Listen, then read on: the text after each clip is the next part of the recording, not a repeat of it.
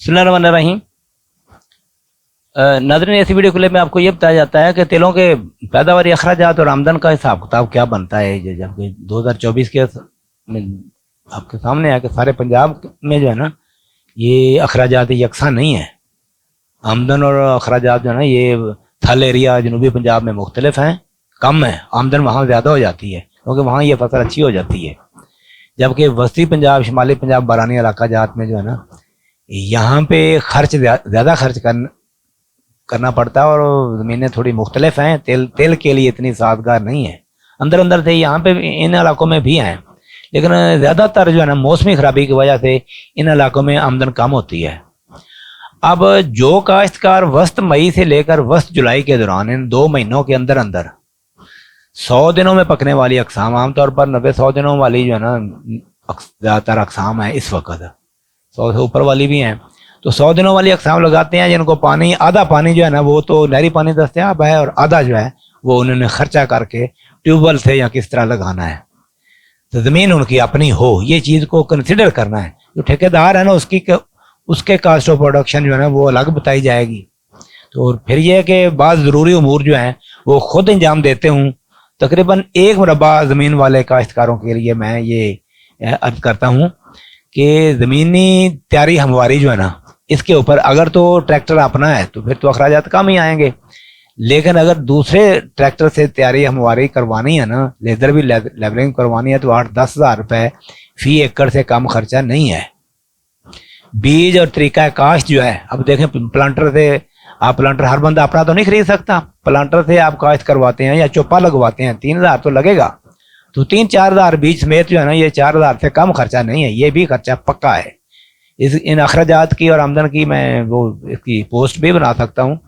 लेकिन खाद का देखेंगे, DAP कम अज़ कम 1 बोरी, यूरिया है, पोटाश है, सल्फर भी इस्तेमाल करनी, ये 17-18 या 20 हज़ार से कम जो है ना, अगर खाद डालेंगे तो कम पैदावार होगी। अगर 20 हज़ार की खाद डालेंगे तो अच्छी पैदावार की तो फिर ही उम्मीद है। फिर यह है कि पानी अब जब खेलियों पे लगाने हैं, जिस तरह रेस बेड पे लगाना है या खेलियों या ऑगमेंटेड फरो मेथड इस्तेमाल करना है या ड्रिल पे लगाना है, तो बात यह है को 5-10 हज़ार का पानी तो लगना ही लगना है। आधा पानी बेशक फ्री में हो। बाज़ इलाकों में तो सूरत इस तरह की है कि बारिश इस तरह संभाल लेती है कि बड़ी मुश्किल से 1 आध पानी ही लगता है। इनको कम पानी वाली फसल है। लेकिन जब चोलस्तान का इलाका हो और तेल लगा दिए हैं जनाब, बारिश नाम की कोई चीज़ नहीं वहाँ पे, तो वहाँ तो साफ ज़ाहिर है कि पानी 10 हज़ार से भी ज़्यादा खर्च का आएगा। इस तरह इसकी तिलों की छदराई या जड़ी बूटियों की तलफी के हवाले से बाद दफ़ा चिब्बड़ और ऐसी जड़ी बूटियाँ हमने हर पेंडीमेथलिन इस्तेमाल की, एडसेड स्वांकी में दाना तो मार दिया, लेकिन वो चिब्बड़ ही नहीं जान छोड़ रहा। चिब्बड़ और तांदला बाद जगहों पे डीला ही डीला हो जाता है। ये 5-10 हज़ार रुपया जो है ना, ये कंसिडर करना ही पड़ेगा फ़ी एकड़ खर्चा। इसके बगैर जो है ना, तिलों की फसल को जड़ी बूटियों से पाक नहीं किया जा सकता। फिर कीड़े और बीमारी के ऊपर बीमारी भी आ जाती है। कीड़े की तो आपको पता 3-4 या 5 मरतबा भी स्प्रे करनी पड़ सकती हैं, तो 5-7 हज़ार ये खर्चा ज़रूर है इसमें। ये भी है, इसकी कटाई है, फंडाई है। अगर हार्वेस्टर से के साथ करवानी है तो हार्वेस्टर हर जगह पे तो अवेलेबल नहीं है, तो अगर मैनुअली करवाते हैं तो भी 12-15 हज़ार रुपया जो है ना, इसके ऊपर खर्चा आ ही जाना है। आजकल कौन सा सस्ता काम कोई नहीं रहा। कुल मेरे हिसाब के मुताबिक अगर एक अच्छी फसल लेनी है तो 70 से 80 हज़ार रुपया बगैर ठेके के ये अखराजात आते हैं। बाकी देखें, ज़मीन की तैयारी में बचत हो सकती है जिनका अपना ट्रैक्टर है। फिर उसकी जड़ी बूटियों की तलफी के हवाले से बाद ऐसे टेक्निक से के साथ काश्त करते हैं कि जड़ी बूटी के लिए उनको कोई प्रॉब्लम ही नहीं करना पड़ता। पानी में भी कुछ बचत हो सकती है। तो कम अज़ कम 50 हज़ार से कम वाली बात जो है ना, वो तो झूठ है। 50 हज़ार तो इसके ऊपर खर्चा नहीं आना है। खादें तो खादों के बगैर तो ये पल्ले ही नहीं पड़ते। अब आ जाए कि अगर तो मौसम साजगार हो और ये 70 हज़ार रुपया खर्च कर रहे हैं या 80, इसमें 12 से 15 मन इसकी पैदावार ज़रूर आ जाती है। और 2 लाख से, मेरा मतलब है 2 लाख से थोड़ी सी ना ज़्यादा भी बचत हो सकती है।